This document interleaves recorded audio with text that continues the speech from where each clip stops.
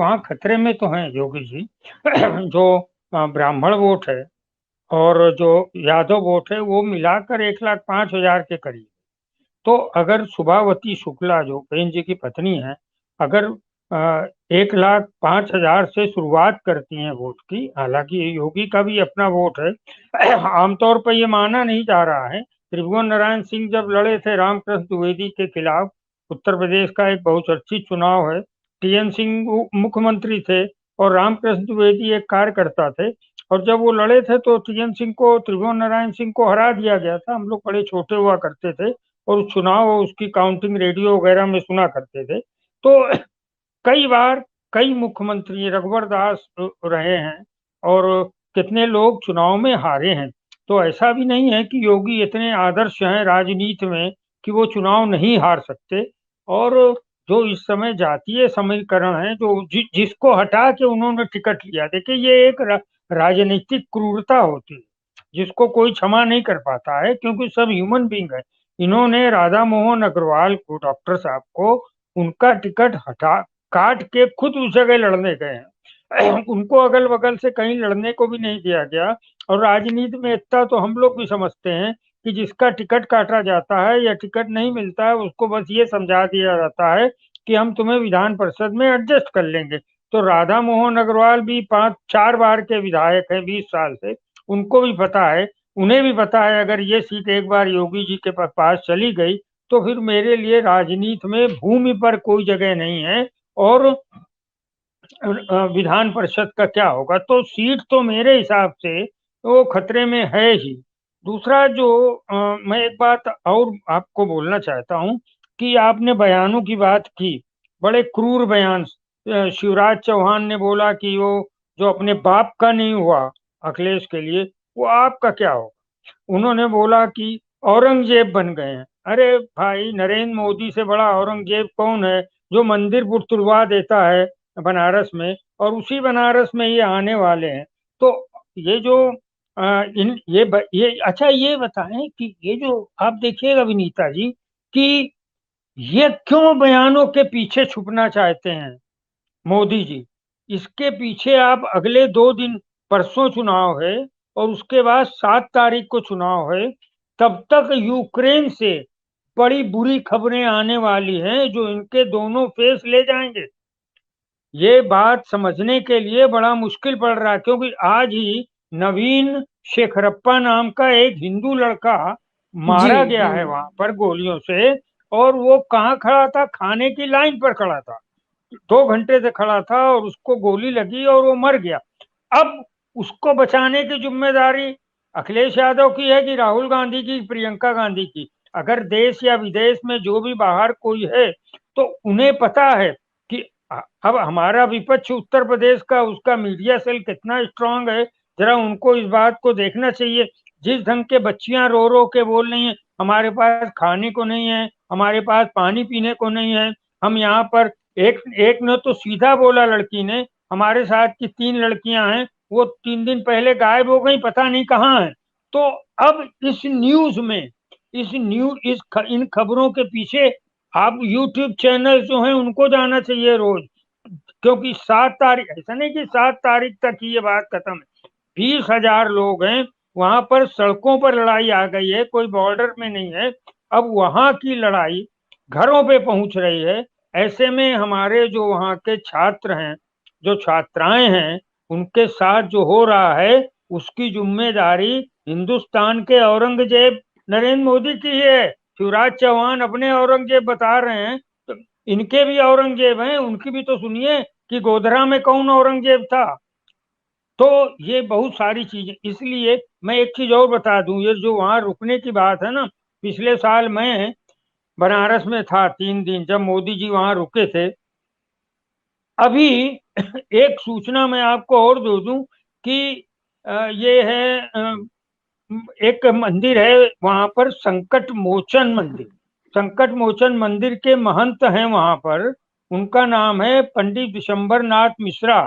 विनीता जी, जी वो सर। जो, वो जो मिश्रा जी हैं, वो कोई ऐसे साधारण महंत नहीं है कि उन्होंने योगी की तरह जी भगवा बिल्कुल, डाल दिया। संकट मोचन के महंत है विशंबर नाथ जी, वो बिल्कुल। आईआईटी के प्रोफेसर हैं। आईआईटी में सिलेक्शन ही जानती हूँ सर। कितना बड़ा होता है। तो एक आईआईटी के प्रोफेसर को उन्होंने अपनी मीटिंग में बोला कि तुम क्या हमें बेवकूफ समझते हो कि तुम 3 दिन आओगे और हमें खरीद ले जाओगे, हमारा दिमाग चेंज कर दोगे। ये वही हैं जिन्होंने गुलाम अली का कार्यक्रम मंदिर में कराया था। एक सेकुलर पढ़े लिखे महंत हैं और उन्होंने सीधे बोला बनारस की जनता को, 7 साल से तुम सो रहे हो, अब तुम्हारे जागने का समय आ गया है।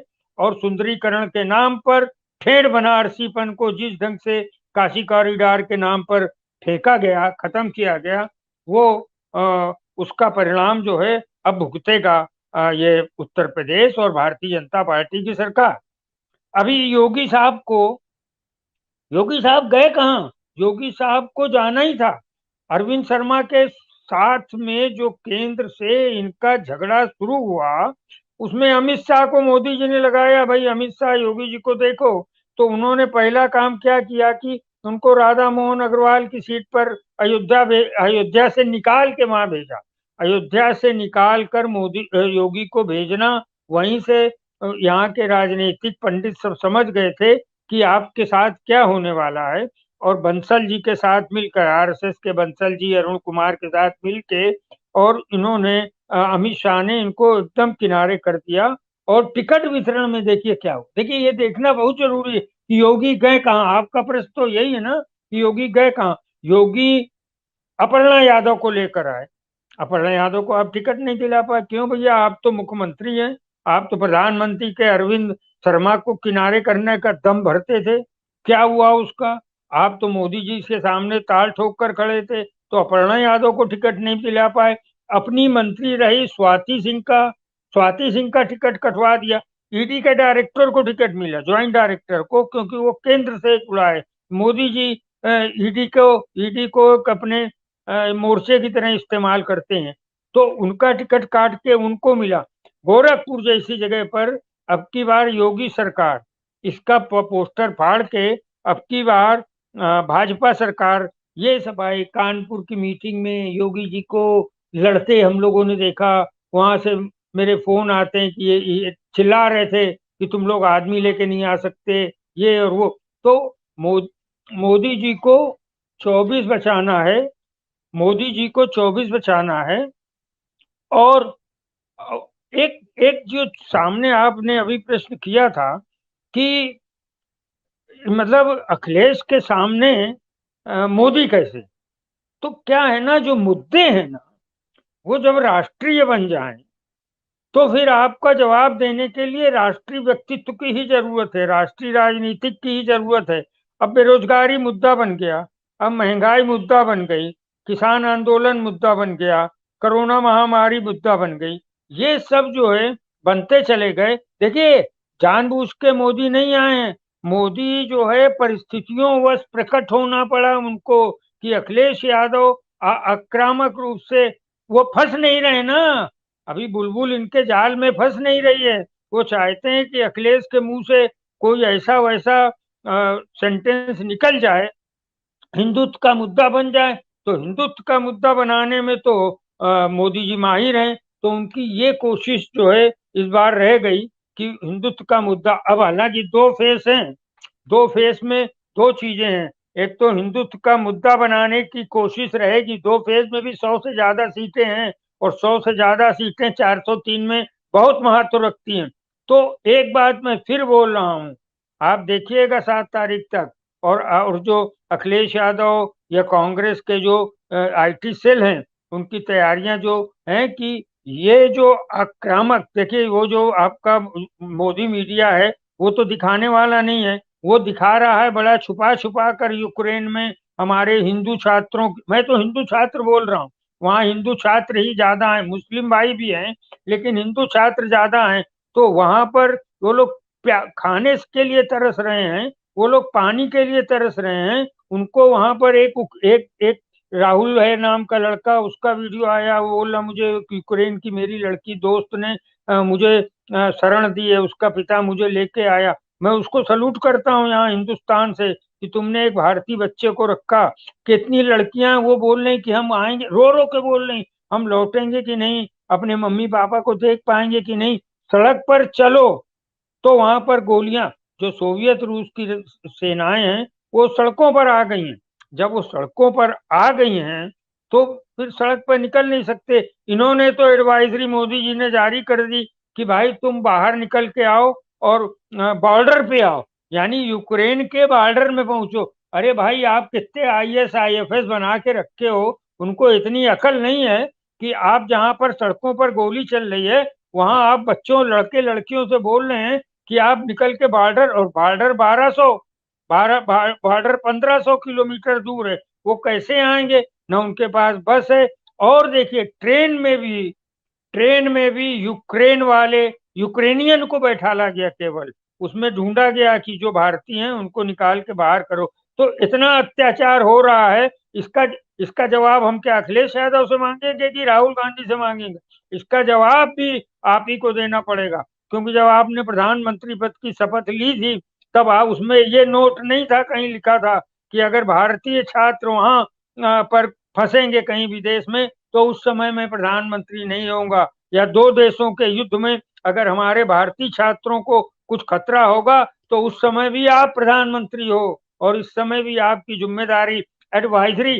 देखिए बेशरम बेशरम ये जो मंत्री हैं पीयूष गोयल और वो ज्योतिरादित्य हैं, वो मतलब जयचंद, वो सारे लोग वहां पहुंच के और वो जो 200-250 के फ्लाइट आते हैं वहां पर बोलते हैं मोदी जी की कृपा से आप आ गए, ये वहां पर, और वो मोदी मीडिया दिखा रहा है। अरे सबसे बड़े औरंगजेब तो मोदी मीडिया हो।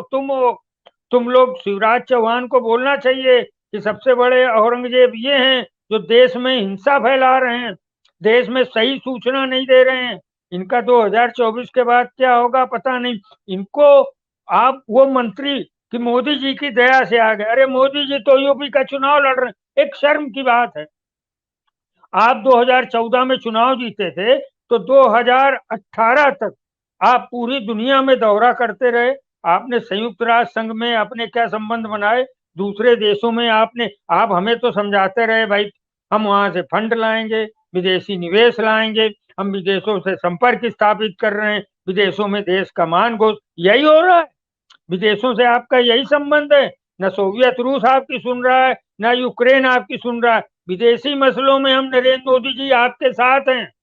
हम कभी भी विदेशी मुद्दों पे हम अपनी केंद्र सरकार के साथ हैं। मगर जब हमारे 20,000 छात्रों की जान का खतरा है, जब उनको पानी और खाना नहीं मिल रहा है, तो ऐसे में हम किससे बात करेंगे? आप हमें बता दीजिए। और इन्होंने एडवाइजरी के साथ एम्बेसी के कुछ हेल्पलाइन जारी किए। हेल्पलाइन में वहां एक लड़की बैठ के बोल रही कि हमें पता है कि आप लोग पोलैंड के जो है वहां तक नहीं पहुंच पाओगे, बॉर्डर तक बड़ा कठिन है, लेकिन हमें तो यही एडवाइजरी जारी करने को बोला गया है कि आप वहां पहुंच जाओ सीमा पर, वहां से हम आपकी मदद करेंगे।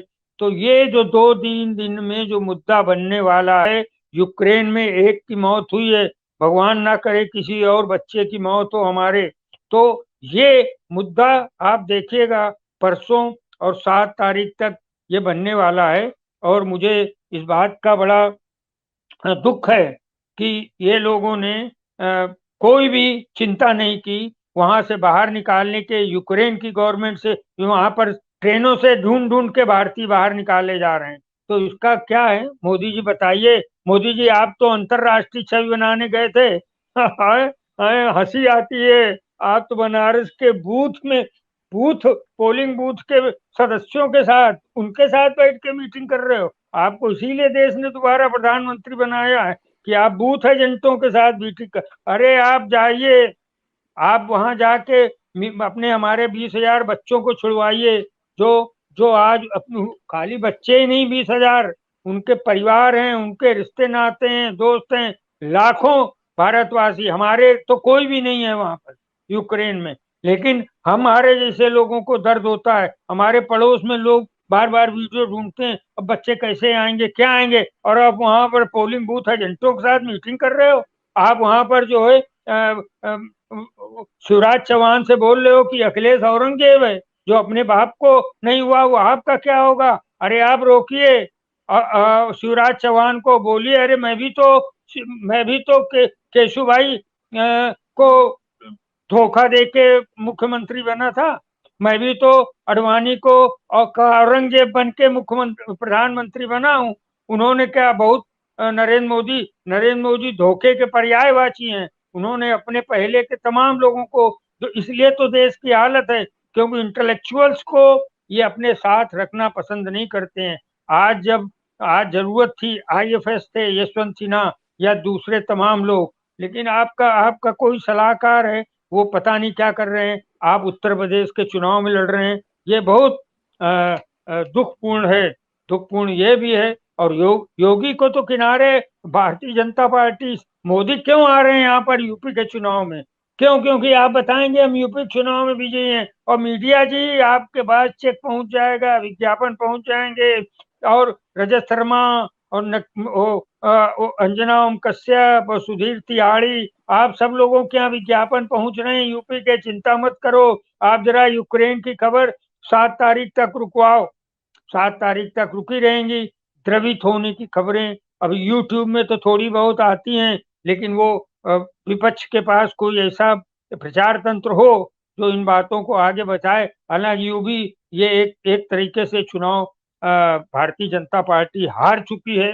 अब ये जो 5 फेसेज में इनके साथ हो चुका है, बाकी के 2 फेज बाकी हैं। एक अंतिम बात आपसे और कह रहा हूं कि आज ही कुछ घंटे पहले इन्होंने कॉमर्शियल गैस सिलेंडर का दाम 100 रुपया बढ़ा दिया।